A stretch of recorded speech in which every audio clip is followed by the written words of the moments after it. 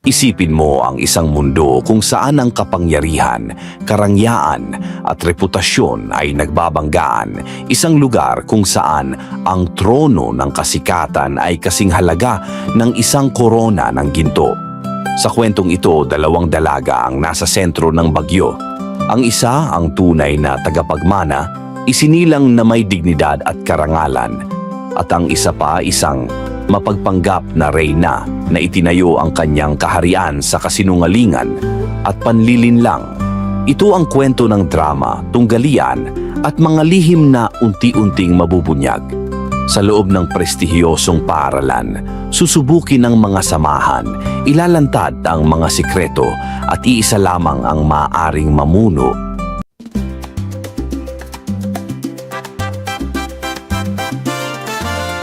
Hailey, bakit bigla mo akong kinausap tungkol sa paglipat ng eskwela? Hindi ko nakikitang kailangan mo pa ng pagbabago. Dad, alam kong maganda ang buhay ko dito sa private school. Pero gusto kong makaranas ng ibang mundo. Gusto kong mag-aral sa public school. Public school? Hailey, hindi mo kailangang gawin yan. May sapat tayong resources para mabigyan ka ng pinakamagandang edukasyon. Hindi lang ito tungkol sa edukasyon, Dad. Gusto kong makita kung paano ang buhay ng mga taong hindi lumaki sa mundo natin. Hailey, ang pamilya natin ay kilala sa legacy natin. Paano mo mapapanatili iyon kung aalis ka sa mundo kung saan tayo kabilang? Ang legacy natin hindi mawawala kung alam kong totoo ako sa sarili ko.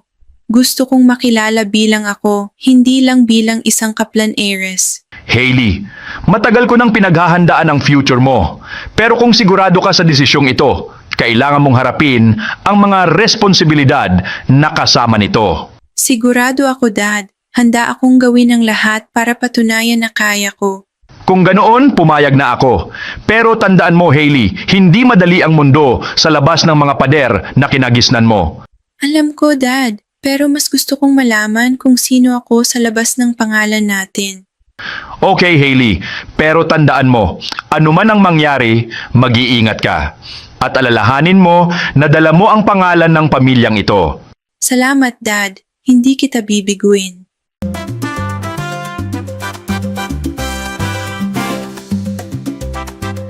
Narinig mo ba? Darating daw ang kaplan heiress ngayon? Grabe, hindi ko akalain na mag-aaral siya dito. Oo, nakita ko nga sa post kagabi. Anak daw siya ng bilyonaryo. Sobrang sosyal siguro nun. Sino kaya yon? Sigurado akong ibang-iba siya sa atin. Baka hindi tayo pansinin.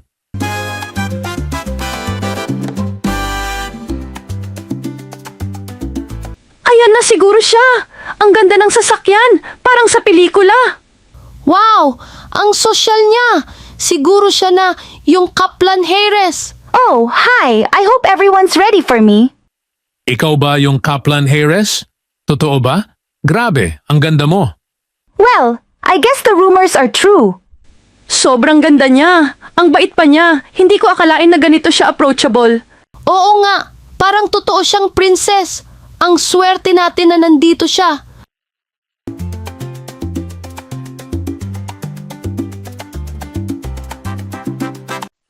Mukhang nag-umpisa na ang drama bago pa ako dumating. Sino naman yon? Parang bagong estudyante rin, pero hindi mukhang espesyal. Hailey, finally nandito ka na. Ready ka na ba? Laging ready. Pero mukhang may nauna ng heiress sa akin. Hindi siya pwedeng makasira sa moment ko. Hindi nila kailangang malaman. Simula pa lang ito. Oras na para malaman nila kung sino ang totoong kaplan heiress.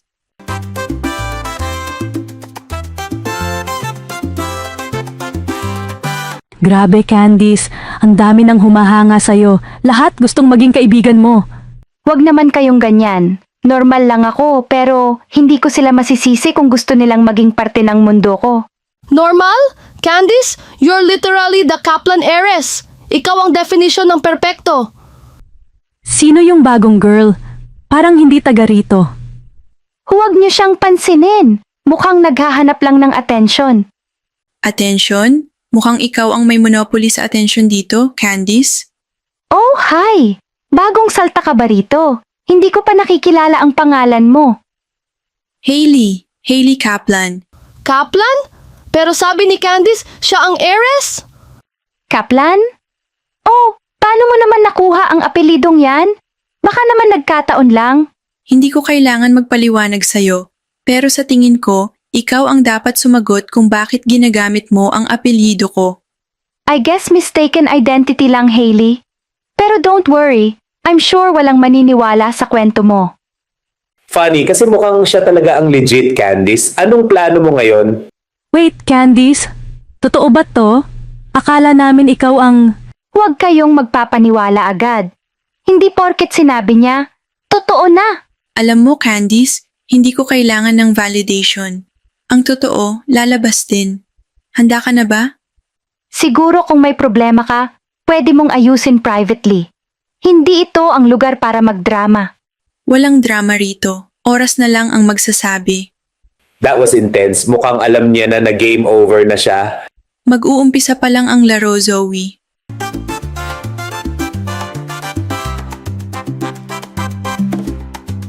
Kaplan Harris Party? Gusto ko ng theme na sobrang sosyal. Kailangan ma-impress silang lahat. Hello anak, bakit ka napatawag? May kailangan ka ba? Ma, pwede ba akong magpa-party dyan sa mansyon?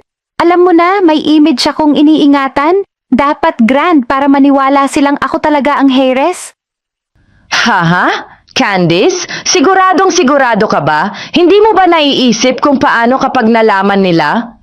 Hindi nila malalaman, ma. Basta tulungan mo ako. Gusto ko flawless ang party ko. Ang mahalaga, mukhang akin ang mansyon. Ano ba tong napasukan mo, Candice? Paano kung malaman ng amo ko? Pwedeng-pwede tayong mawala ng trabaho dahil dito. Ma, konting sakripisyo naman. Para rin ito sa atin, di ba? Pag nagtagumpay ako, wala nang maid-maid sa pamilya natin. Basta sabihin mo sa mga tao sa mansyon na aalis kayo sa gabi ng party. Ako nang bahala sa lahat. Hindi ko gusto tong plano mo, anak. Pero sige, gagawin ko na lang para sa'yo. Pero tandaan mo, kapag nalaman nila, ikaw ang mananagot. Thanks, ma. Alam kong maaasahan kita. Gagawa ako ng party na hindi nila makakalimutan.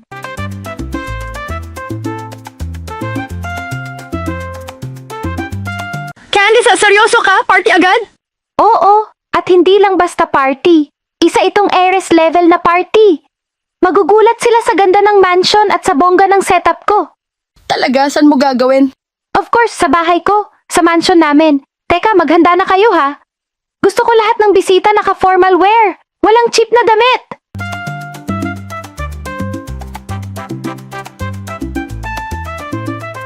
Hailey, natanggap ko ang report ng eskwela mo.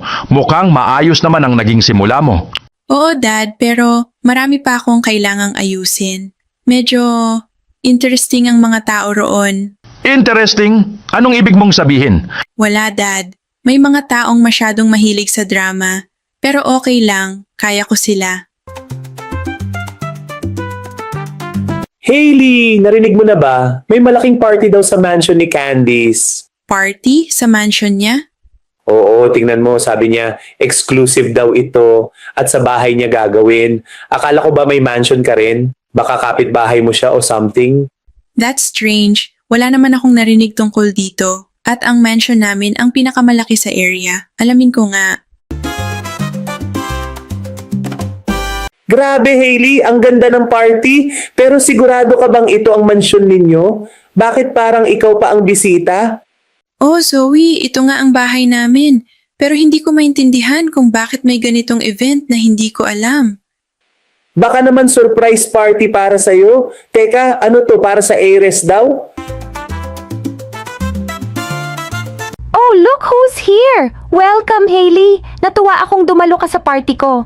Party mo? Hindi ko alam na pinapagamit ang bahay namin sa kung sino-sino. Hailey, hindi mo kailangang ma-stress. Relax, enjoy the party. Baka nga hindi ka pamilyar sa mansion dahil bihira kang nandito. Excuse me, miss. Pwede mo ba akong ituro kung nasaan ang CR? Hindi ko mahanap. Sa kabila, sa kaliwa, siguro. Sa kaliwa? Hindi doon. Sa kanan, pagkatapos ng hallway. Pasensya na, hindi naman talaga siya madalas dito. Alam mo, Candice, hindi ko alam kung ano ang pinaplano mo. Pero hindi ko hahayaan na basta mo na lang gamitin ang lugar na ito. Hailey, relax. Ang init ng ulo mo. Ako na ang bahala rito. Enjoy mo na lang ang party o baka hindi ka sanay sa ganitong crowd. Pasensya na, iha. Ako lang ang tagadala ng pagkain. Balik na ako sa trabaho. Ma, sabi ko huwag kang magpakita. Teka, Mama, ano ang ibig sabihin nito? Ang nanay mo ang maid namin? anong maid? Hindi siya nanay ko. Siguro nagkakamali ka lang. Nagkakamali? Candice, narinig ko mismo. Tinawag mo siyang Ma, sinungaling ka. Hindi siya nanay ko. Sobrang pagod lang ako. Ang ibig kong sabihin ay, Ma'am. Oo, ma'am. Nasanay lang ako kasi lagi siyang tinatawag dito. Hala Candice, mukhang hindi mo na alam ang sasabihin mo. Ang gulo mo na, girl. Tigilan nyo na. Party ito, hindi interrogation. Hailey, kung may problema ka, sabihin mo sa ibang araw. Huwag kang mag-alala. Malalaman din ng lahat ang totoo at hindi mo magugustuhan ang mangyayari. Abangan natin ang Part 2. Shoutout kay Julie Joy Barayuga from Isabela at kay Crisanto Ambulo. Shoutout din sa kaibigan natin sa Taiwan na si David Brian Corpus.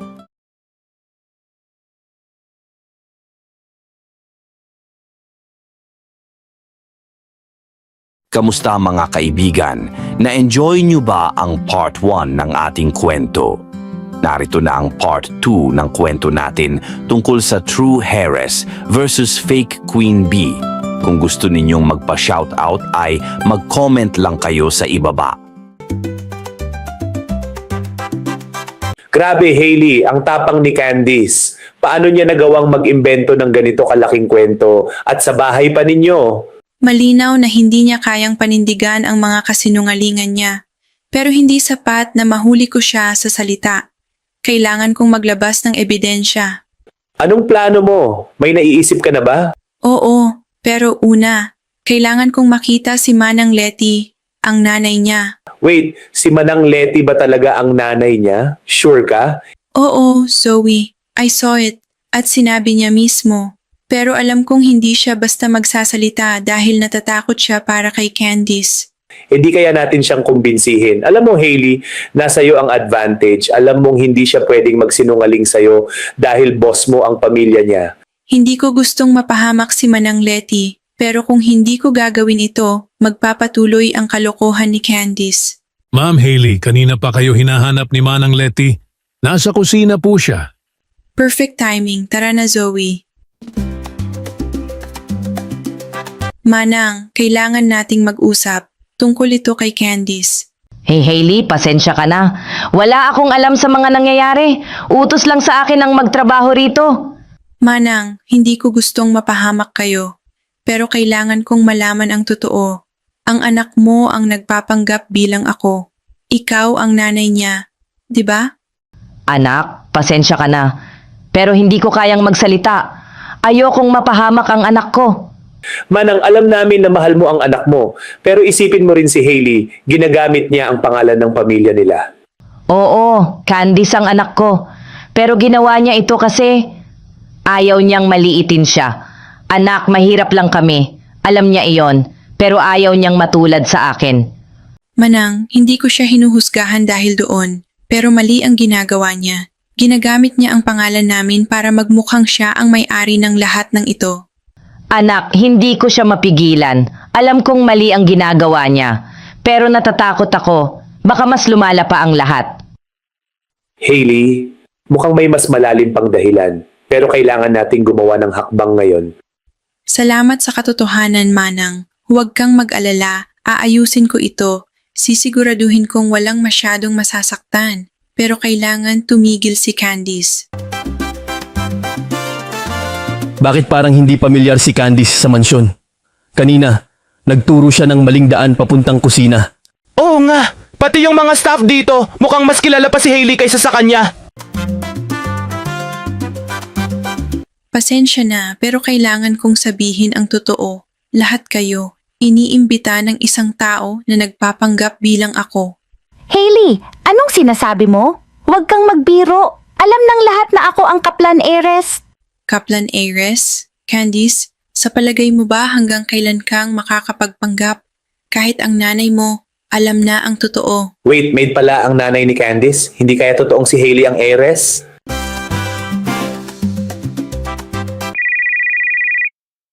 Dad, hindi ko na kaya, hindi mo man lang alam, pero may nangyayari dito sa bahay na hindi ko akalaing mangyayari. Calm down, Hailey. Ano bang nangyari? Kanina pa kita tinatawagan, pero hindi ka sumasagot. May problema ba sa bahay? Dad, may gumagamit ng pangalan natin, ang anak ni Manang Letty, si Candice. Nagpapanggap siya bilang ako. Ginamit niya ang bahay natin para mag-party at sinasabi niya sa lahat na siya ang Kaplan Heiress. What? Candice? Ang anak ni Letty? Paano nangyari ito? Bakit ko ngayon lang ito naririnig? Akala ko noong una maliit na bagay lang. Pero Dad, she's been doing this for a while. Ginagamit niya ang pangalan natin para magmukhang siya ang mayaman at makapangyarihan. Pati mga bisita, naloko na niya. This is identity theft, Hailey. Alam mo ba kung gaano kabigat ang ginawa niya? Hindi ko hahayaan na may sumira sa pangalan ng pamilya natin. I know, Dad, pero hindi ko alam kung paano ito aayusin. Paano kung mas lumala pa? May mga tao sa party na nagsisimula ng magtanong. Ang ibang bisita, hindi na naniniwala sa kanya.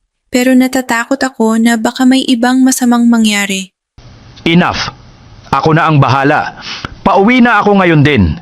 Hindi pwedeng may gumamit ng pangalan natin ng basta-basta. Wait, Dad, uuwi ka? Akala ko may mahalaga kang business trip. Walang mas mahalaga kaysa sa pangalan ng pamilya natin. At walang mas mahalaga kaysa sa anak ko. Maghanda ka, Hailey. I'm taking control of this.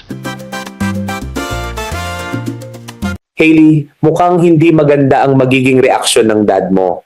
Sigurado ka bang gusto mong siya ang humarap kay Candice? Wala na akong magagawa, Zoe. Kailangan na niyang malaman ang buong katotohanan. Candice brought this upon herself. I want a full report about Letty and her daughter Candice. I need everything. Background, records, everything they've been doing. May nakalusot sa sistema natin. At hindi ako papayag na mangyari ulit ito. Yes, Mr. Kaplan. Makukuha ninyo ang impormasyon bago kayo makarating sa bahay. No one messes with my family and gets away with it. Hailey, tingin mo ano ang gagawin ng dad mo kay Candice? Mukhang hindi ito matatapos ng maayos. Hindi ko alam, Zoe. Pero isang bagay ang sigurado. Candice won't get away with this. Hailey, patawarin mo ako sa nagawa ng anak ko. Hindi ko na siya kayang pigilan, pero hindi ko rin kayang tuluyang mawala ang trabaho ko dito, kaya tutulungan kita. Manang, hindi ko gustong mapunta kayo sa mas masamang sitwasyon, pero kailangan nang matapos ang lahat ng ito. Kailangan malaman ng lahat ang katotohanan. Manang, sigurado ka ba? Kapag nalaman ni Candice na ikaw mismo ang tumulong, baka mas lalong magalit siya. Alam ko, Zoe, pero mas lalong mali na hinayaan ko siya. Kailangan niyang matutunan na hindi niya pwedeng gamitin ang pangalan ng iba para lamang umangat. Salamat, Manang.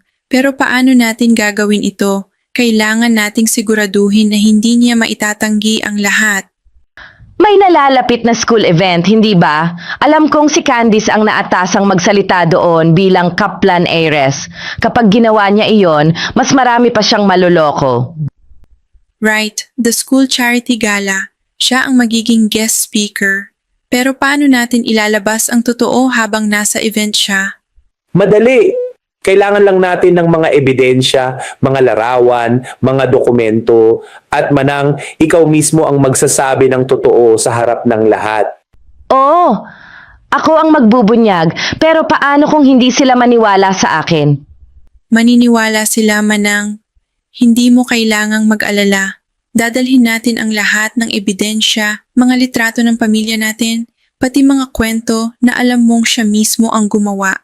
Pwede rin nating ipakita sa lahat na hindi siya familiar sa ibang bagay tungkol sa pamilya ni Hailey. Kapag tinanong siya sa event, siguradong mabubulgar ang lahat. Okay, here's the plan. Manang, sa event mismo, pupunta ka sa stage pagkatapos magsalita ni Candice. Sabihin mo ang totoo. Hindi mo na kailangang magpaliwanag ng mahaba pero sapat para malaman nila na hindi siya ang Kaplan Harris. Oo, gagawin ko ang lahat para maitama ito. Pero paano kung magsinungaling ulit si Candice? Alam kong matigas ang ulo niya. Hindi niya maitatanggi ang totoo kung nandyan si Dad. Siya mismo ang magsasabi sa lahat kung sino talaga ang tunay na Kaplan Heiress. Wow, Hailey, mukhang maganda yan. Pero kailangan nating siguraduhin na walang makakaalam sa plano natin hanggang sa mismong event. Exactly. Hindi pwedeng malaman ni Candice. Kailangan niyang magpatuloy sa pagsisinungaling para maipakita natin sa lahat kung ano talaga ang ginagawa niya. Sige, gagawin ko ang lahat ng makakaya ko. Pero sana matapos na ito ng maayos. Ayokong tuluyang masira ang buhay ng anak ko. Manang, hindi namin gustong masaktan si Candice. Gusto lang naming maitama ang mali. At ito ang tamang paraan. Good evening, everyone. I am Candice Kaplan, the heiress of the prestigious Kaplan family. Walang makakapalag, ako na ang tunay na queen bee ng school na to. Now, let's all welcome our esteemed guest, the heir of the Kaplan family, Miss Candice Kaplan. Hailey, sigurado ka bang kaya ni Manang Letty? Mukhang hindi niya kakayanin. Manang, ito na ang pagkakataon natin. Sabihin mo na ang totoo. Hindi pwedeng magpatuloy si Candice sa pagsisinungaling. Hailey, hindi ko kaya. Paano kung masaktan ang anak ko? Candice will hate me forever. Hindi ko magagawa ito. Manang, kailangan mo nang pumili. Pamilya mo ba o ang pagkakamali ni Candice? Ang daming tao dito ang niloloko niya. Kailangan nating tapusin ito. Manang, kung hindi mo gagawin, sino pa? Walang ibang makakapagsabi ng katotohanan kundi ikaw. Good evening, everyone. It's such an honor to be here as the heiress of the prestigious Kaplan family. As you know, our family has always been dedicated to giving back to the community. Tonight, I am here to represent that legacy. Manang, ano ba? Kaya mo to. Hindi pwedeng magpatuloy siya sa pagsisinungaling. Hailey, pasensya na. Pero hindi ko kayang gawin ito. Ayoko nang mas lalong magulo. So, pababayaan mo na lang siya? Paano ang pangalan ng pamilya namin? Paano ako? So, nanay ko raw kayo? That's what you're planning to tell everyone, huh? Hindi totoo yan, Candice. Hindi ko sasabihin yan. Good. Dahil kapag sinubukan mo, Manang Letty, sisiguraduhin kong hindi mo na makikita ang pamilya mo. I will ruin you. Stop it, Candice. Wala kang karapatang takutin si Manang Letty. Alam nating lahat na ikaw ang nagkakamali dito. Oh, really? So what are you going to do, Hailey? Wala kang ebidensya. And even if you try, who will believe you? Ako ang nasa stage kanina. Ako ang heiress sa mata ng lahat. Ang kapal ng mukha mo, Candice. Hanggang kailan mo balak manloko ng tao? Hanggang walang makakapigil sa akin at mukhang walang gagawa nun. Not Hailey, not Manang Letty, and definitely not you. Oh, and by the way, salamat sa pagpunta. It's always nice to have an audience. Hindi ito matatapos dito. Hindi ko siya papayagang tuluyang makalusot. So what's the plan now, Hailey? Mukhang kailangan natin ng mas matibay na paraan. Hindi na natin siya pwedeng harapin ng walang ebidensya. Kailangan nating hanapin ang isang bagay na hindi niya maitatanggi. At this time, she won't get away. Good evening everyone. Pasensya na kung istorbo ako pero mukhang may kailangang itama dito. Oh, Principal Salvador! Welcome to my party! Ano pong kailangan nila? I hope you're here to enjoy! Hindi ako narito para magsaya, Candice. Narito ako para linawin ang ilang bagay na matagal nang mali. I don't understand, sir. Anong ibig niyong sabihin? Hailey, tama ba? Ikaw ang tunay na Kaplan heiress, hindi ba? Ha? Ano pong sinasabi niyo, Principal Salvador? Siyempre ako ang Kaplan heiress. Baka naman nagkakamali lang kayo. Hindi ako nagkakamali, Candice. Kilala ko si Hailey. Alam ko kung sino talaga ang anak ni Mr. Kaplan. At alam ko rin kung ano ang ginagawa mo. Hailey, ito na yon. May kakampi na tayo. Hindi pa tapos. Alam kong hindi papayag si Candice na ganito lang ito matatapos. Mga estudyante, narito ang katotohanan. Ang tunay na Kaplan heiress ay si Hailey Kaplan, hindi si Candice. What? That's ridiculous! Anong ebidensya meron kayo? Candice, ilang taon na akong nagtatrabaho para sa pamilya Kaplan. Kilala ko si Hailey mula noong bata pa siya. Alam ko kung sino ang tunay na may-ari ng apelyidong ito at hindi ikaw iyon. Grabe, sir. Ang lakas naman ng loob nyo para siraan ako sa harap ng lahat. Hindi ko nga alam kung bakit nyo sinasabing kilala nyo si Hailey. Enough, Candice. Alam mong hindi ikaw ang Kaplan heiress. Tigilan mo na ang kasinungalingan mo. Kung ako daw hindi ang heiress, bakit ako nandito? Bakit ako ang pinapahalagahan ng lahat? Hailey, desperate ka lang na sirain ako dahil naiinggit ka. Mga estudyante, si Candice ay isang mapanlinlang. Wala siyang karapatang gamitin ang pangalan ng Kaplan. Kung gusto niyong ebidensya, kausapin niyo ang mismong pamilya Kaplan. Pero hindi na dapat tumagal ang panloloko niya. Ang lakas ng loob nyo, sir. Pero nasaan ang ebidensya nyo? Hindi sapat ang mga salita para patunayan yan. Hindi nyo mapapatunayan na ako'y nagsisinungaling. Candice, tigilan mo na. Lahat ng ginagawa mo ay puro kasinungalingan. Pero tama ka, kailangan ng ebidensya. At babalik ako dito na dala ang katotohanan. Ha! Good luck sa paghahanap mo, Hailey. Hindi ka maniniwala kahit sino pa ang dalhin mo. And besides, everyone here already knows me as the Kaplan heiress. Hailey, si Mr. Kaplan, hindi ko akalaing darating siya rito. Siya na ang bahala. This is it, Zoe. Mr. Kaplan, what a surprise! I didn't know you'd come to my party. Such an honor! Hey Hailey, anak, it's time to end this nonsense. Itama na natin ang lahat. Ha, what? Mr. Kaplan, ano pong sinasabi nyo? Baka nalilito lang kayo. Ako si Candice, ang anak ninyo. Alam kong matagal mo nang niloloko ang lahat, but I won't let this go on any longer. Candice, ikaw ay anak ni Leticia Binay, ang aming kasambahay. Sir, pasensya na. Ayoko na sanang umabot sa ganito. Manang, sabihin mo sa kanilang nagsisinungaling sila. Sabihin mong ikaw ang nanay ni Hailey. Pasensya na po. Pero hindi ko kayang suportahan pa ang kasinungalingan. Candice, anak, tama na. Ako ang nanay mo at ang apelyido natin ay Binay. Hindi tayo Kaplan. All this time, Candice, niloko mo ang lahat, pati ako? Gamit na gamit mo ang pangalan ng pamilya ko para sa pansariling kapakanan mo. You don't understand.